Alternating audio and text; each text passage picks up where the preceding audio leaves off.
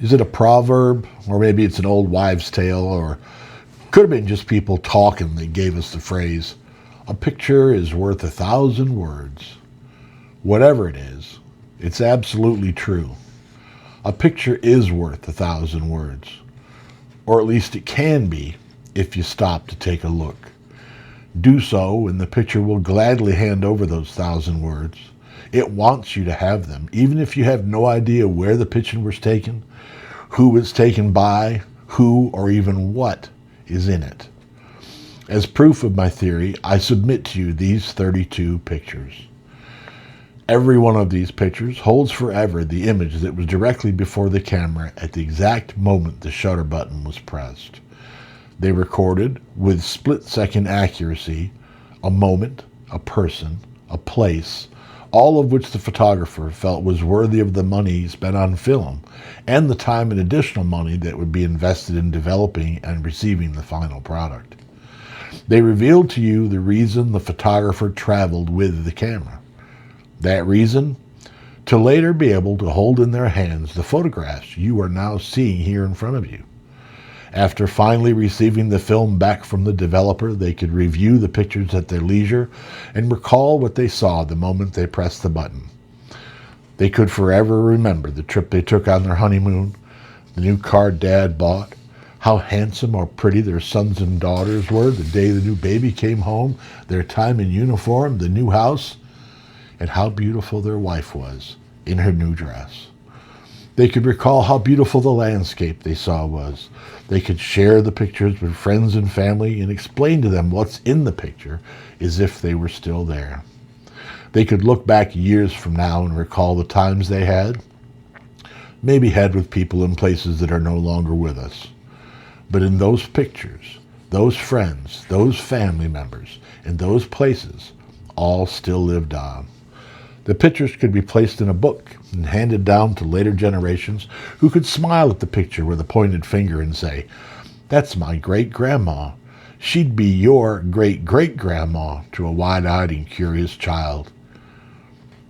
Then, sadly, at some point, after thousands of reviews and stories are passed on, a day will come when the pictures are no longer cherished as the timekeepers they once were. No longer will the young father tell his child, "That's my great-grandpa in his army uniform." The book containing the once ever so important moments will no longer be pulled out every Thanksgiving or Christmas Day and placed as a conversational centerpiece for nostalgic and sentimental viewing and discussion by the gathering family. No one will quite remember who those people in the picture are. And because they don't know, the names and places won't get handed down. They'll get forgotten. Those people and places don't have relevance anymore.